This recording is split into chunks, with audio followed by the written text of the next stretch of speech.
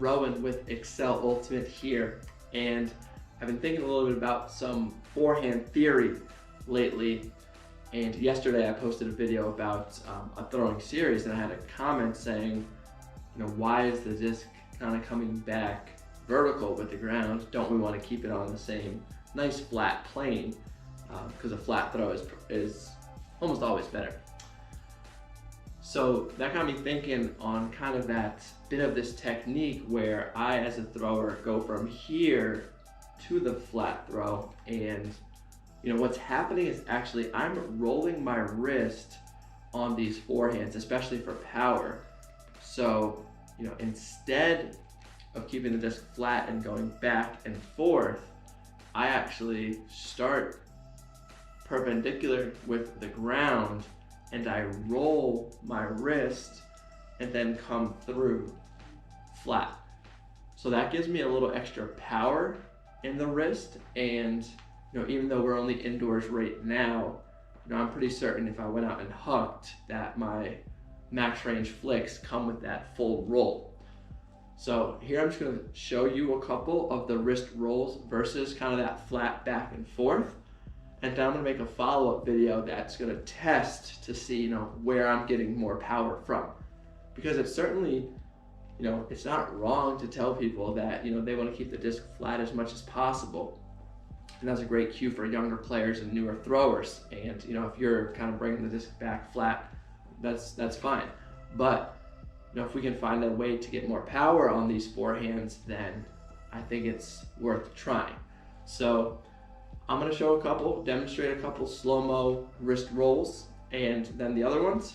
And we're going to take a look in the follow-up video when we test them outside. So let's start with a couple wrist rolls.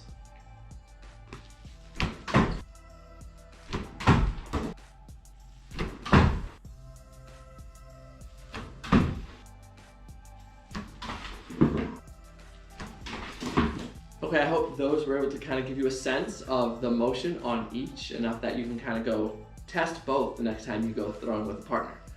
Now I'm going to see if I can line them up at on the same frame so you can see them side by side.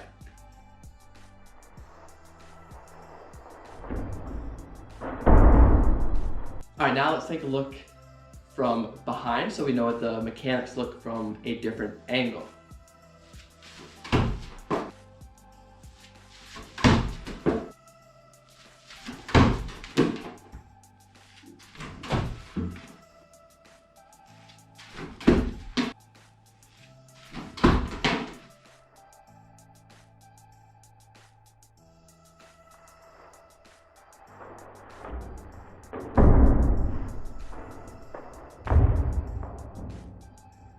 Okay, this video was just intended to give you, a different idea. Maybe you are somewhere in the middle with that roll versus flat back and forth, or maybe you want to try something new with your forehand. You've hit a wall, you're stagnant. I'm going to give this video a couple days to get out there and then follow up with that test on, the max power. And then we're going to talk about how, if you get more power with that wrist roll, how we can control to keep that disc on a nice flat edge, even though it's coming, a little bit more tough to control that perfect edge if it's going from vertical to horizontal in the middle of that windup. I have some tips there as well. All right, let me know what you think here. We're gonna open it up to, I'd love to hear what coaches have to say on teaching that roll versus flat, and other players what has worked for them. So again, this isn't to tell you which one is better, it's just to offer both ideas and to see what everyone thinks.